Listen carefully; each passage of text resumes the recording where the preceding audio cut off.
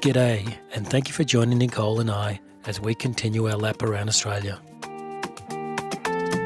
The next part of our journey took us from Karijini National Park to the Ningaloo Coast.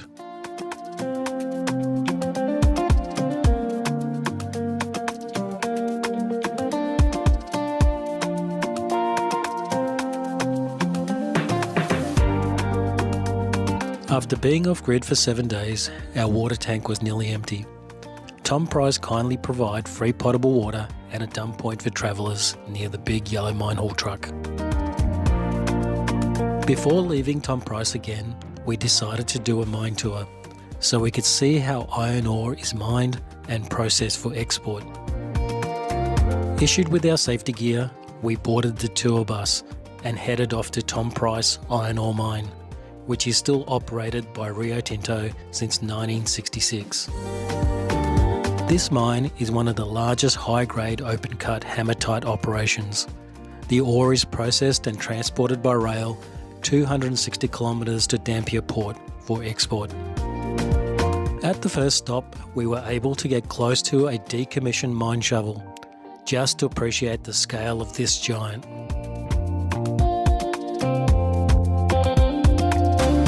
Driving to the mine pit lookout, we could see the mine in operation.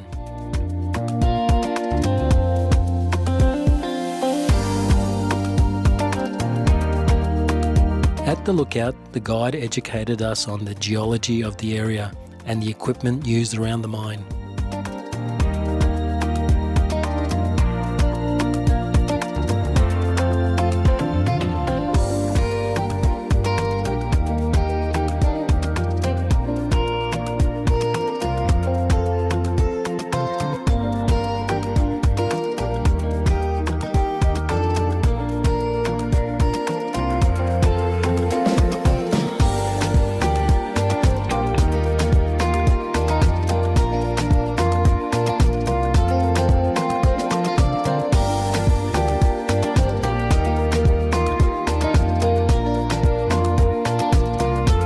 Another opportunity to view and pose with a large decommissioned excavator before heading to the processing plant.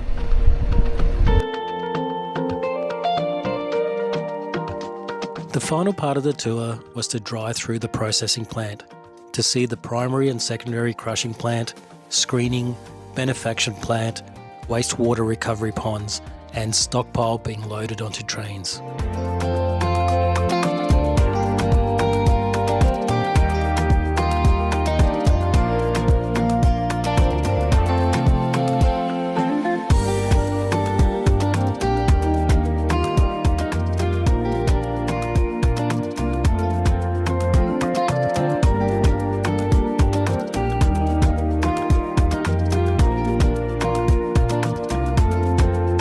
We headed west from Tom Price and pulled into House Creek Rest area just in time to see the sunset.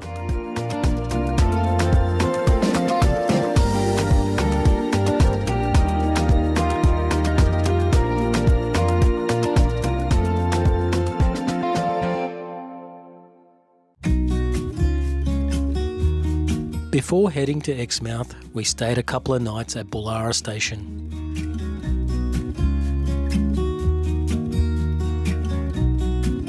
On arrival at the station, we were greeted by the camp host, who led us to our site on a bicycle. We learned from a fellow traveller in Catherine that Friday nights is an epic burger night at Bullara, so we booked 6 weeks ahead to ensure we stayed a Friday and a Saturday night. After settling in, we explored the campgrounds, including the woolshed, which contained a bar, cafe, and a restaurant that celebrates local produce and is made with station-raised beef called The Table. Rustic toilets and showers, quirky sculptures, games, and even an entertainment space for avid sports fans to watch a game on TV.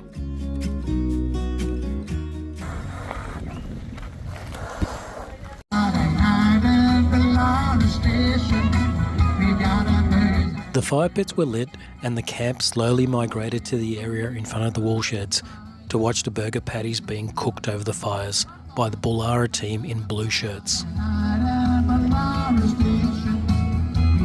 On stage was a local musician, keeping us entertained while we waited for our burgers to be ready. Burger! No! Burger! Burger, burger, burger! Thank you. Let's get going and enjoy yourselves. Come on, take me home. Take me home. To that place where I belong. Stranger, change your words. Mountain mama, take me home. Down country road. Come on again, here we go. Country road, yeah, take me home. To that place where I belong. And Western stranger, yeah, mountain mama, yeah, take me home. Down country road, yeah, take me home. Down country road, yeah, take me home.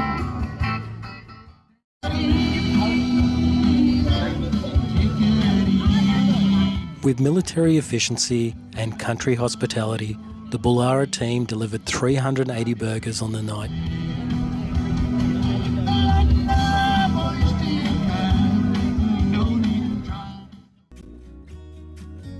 Saturday was a chill day for us and an opportunity to look around the station.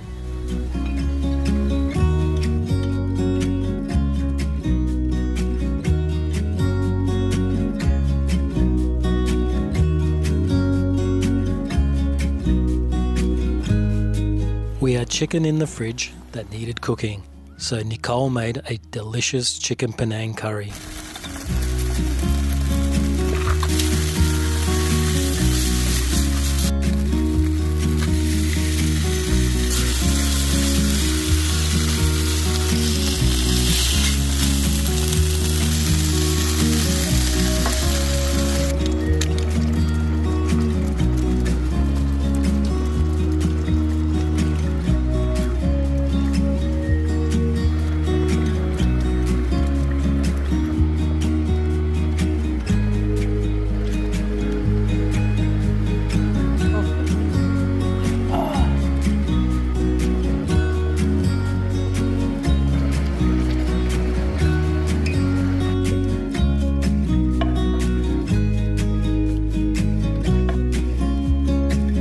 Saturday night is traditionally a pizza night.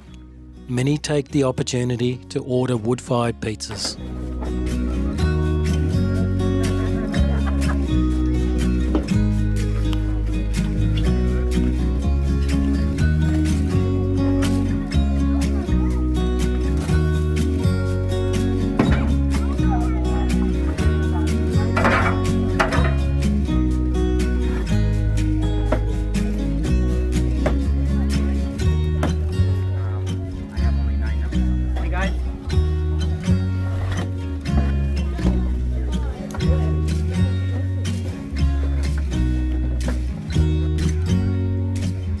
Sports fans were glued to the TV and the table restaurant was filled with patrons.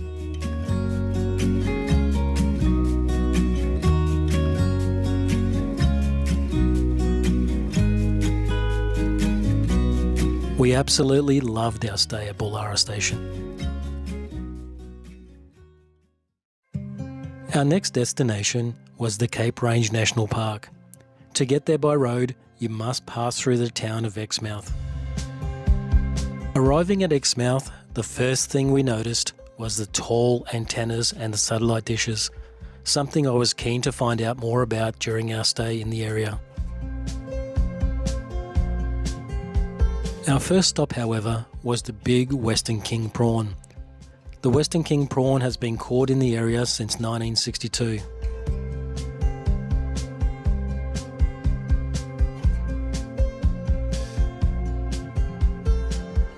During cyclone season each year, the big prawn is put into storage for safekeeping.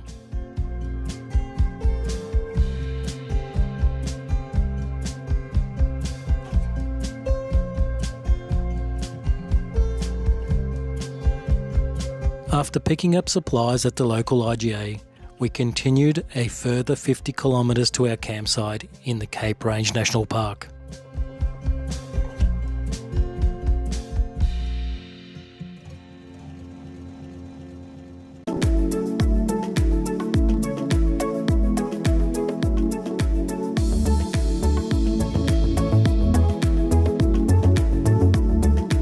Where are we, Doug?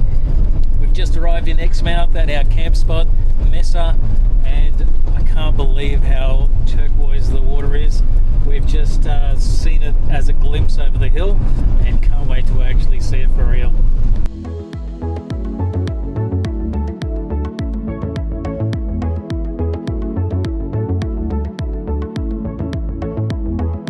"40 minutes from Exmouth, we arrived at Mesa Campground and checked in with the camp host. Site 17 would be home for the next 7 nights. These campsites are in high demand, so we had to book this site 180 days prior to our arrival to ensure we secured our spot. Even still, there were very few sites available at the time of booking. The campsites have no water, so you must bring your own. Nearest water is 50 kilometres away in Exmouth. The campsite does, however, have the best and cleanest drop toilets we have seen on our travels.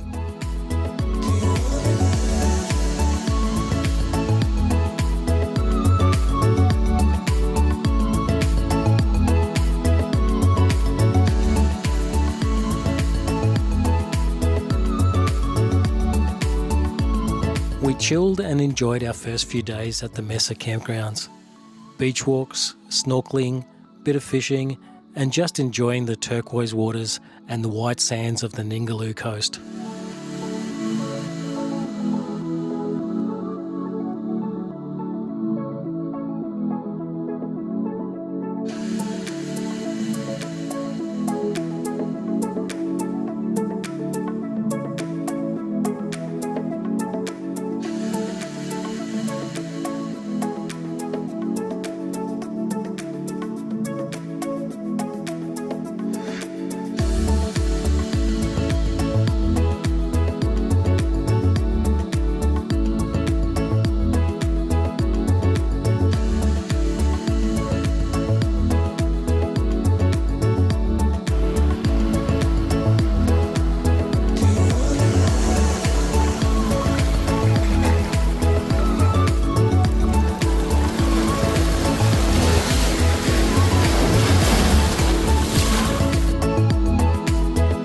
We would have loved to have kept some of the large shells we found during our beach walks, but shell collection is not permitted in this area.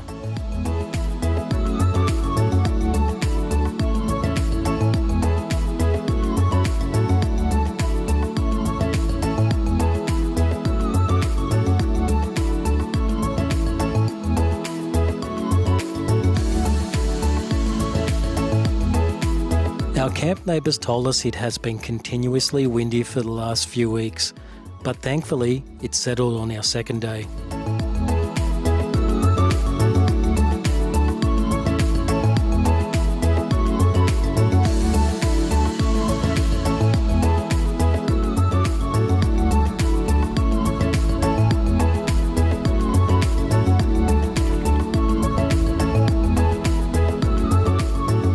Clear skies allowed for some glorious sunsets and moonrises.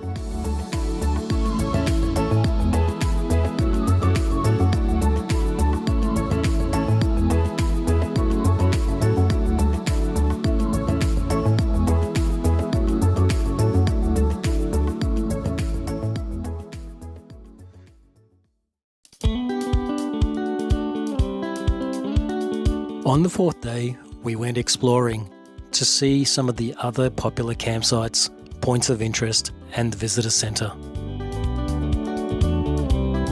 Iluring Discovery Centre has lots of information on camping and coastal wildlife in the Cape Range National Park. You can also hire snorkeling gear and pick up a snack.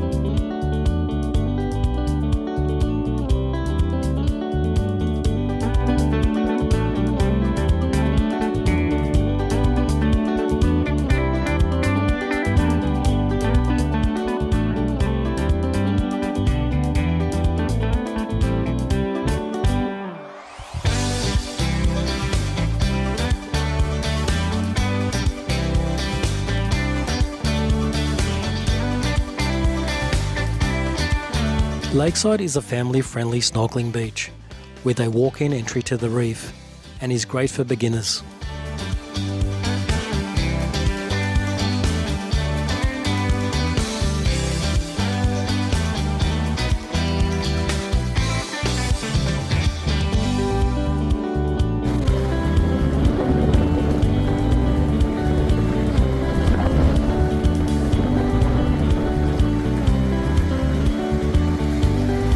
We skipped Turquoise Bay as we planned to return tomorrow with our snorkeling gear. So we went to the Oyster Stacks, another magnificent snorkeling spot. Oyster Stacks can only be accessed when the tide is high. A timetable is displayed at the beach entry.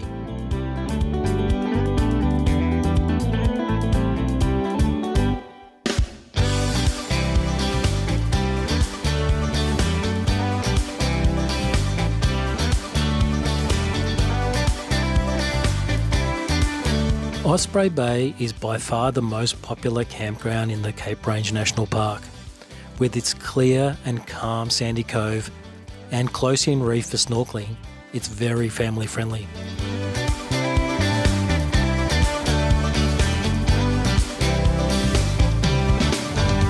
We were more interested in the evaporated seawater salt in the limestone hollows. Beautiful.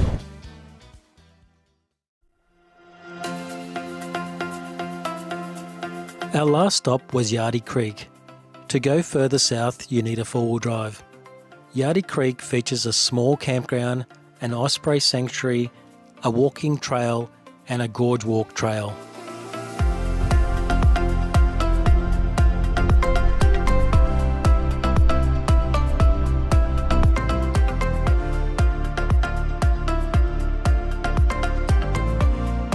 We changed into our walking shoes to see what the gorge walk had to offer.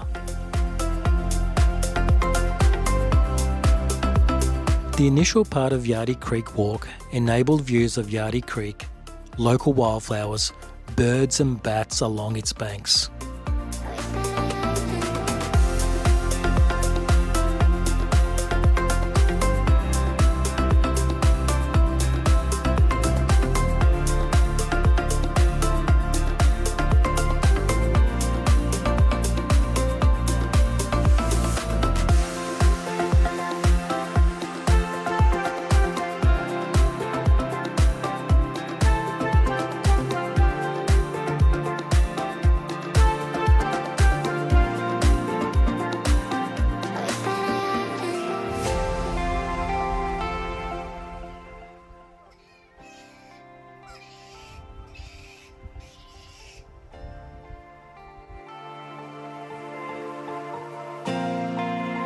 The Yardie Creek Gorge Walk deviated near the end of the easier walking trail and soon became more rugged and more spectacular.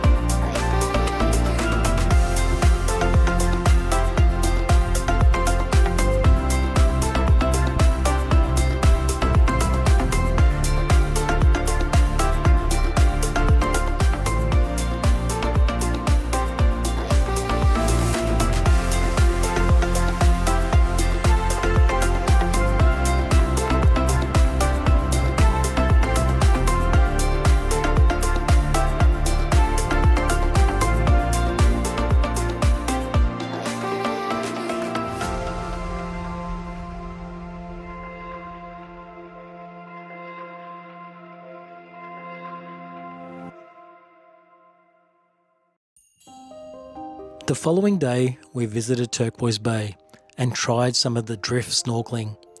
With snorkeling gear in hand, we walked several hundred metres up the beach before entering the water and wading out to waist deep.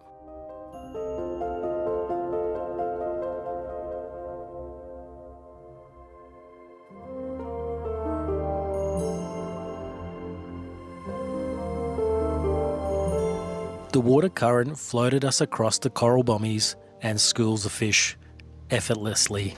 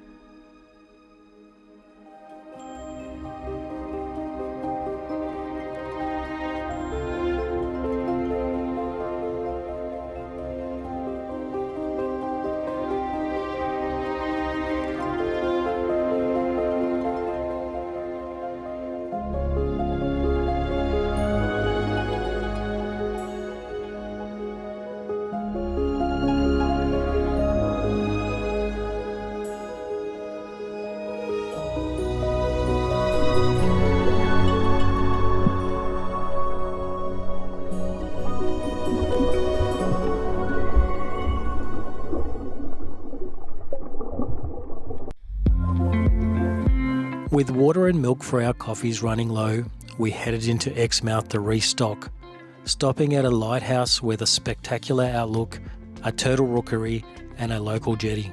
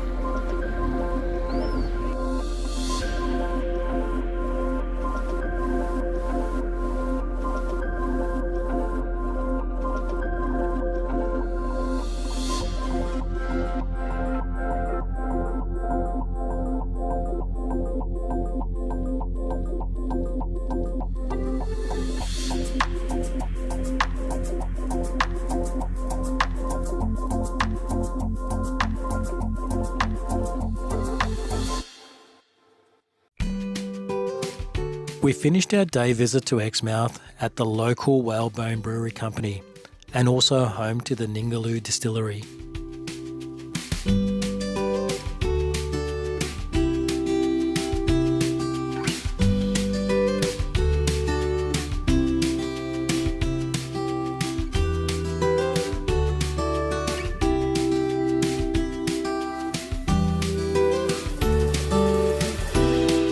A 7-flavour beer tasting palette and an amazing pizza was a great way to end the day.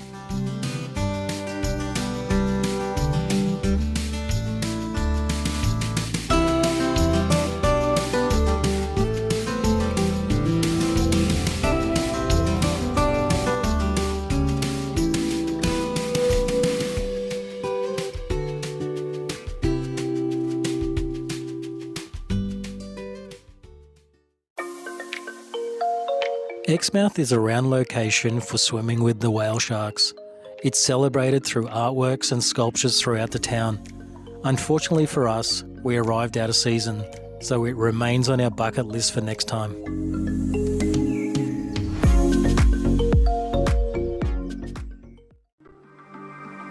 We looked into the antennas and the satellite dishes and found these are part of the United States and Australia Partnership for Submarine Communication. The very low frequency allows for ground-to-sea communication with submarines in the Indian and the Western Pacific Oceans. Commissioned in 1967, the centre tower stands 387 metres high and is part of a 13-tower array. The tower is still one of the tallest structures in the Southern Hemisphere.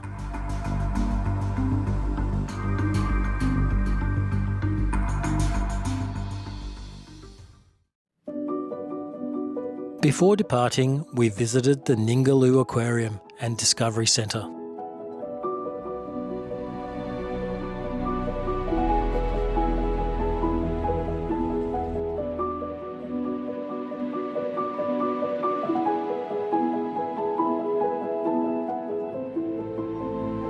It features a beautiful display of Ningaloo Coast marine life, terrestrial life on the Cape, and a story of the 1875 Stefano shipwreck.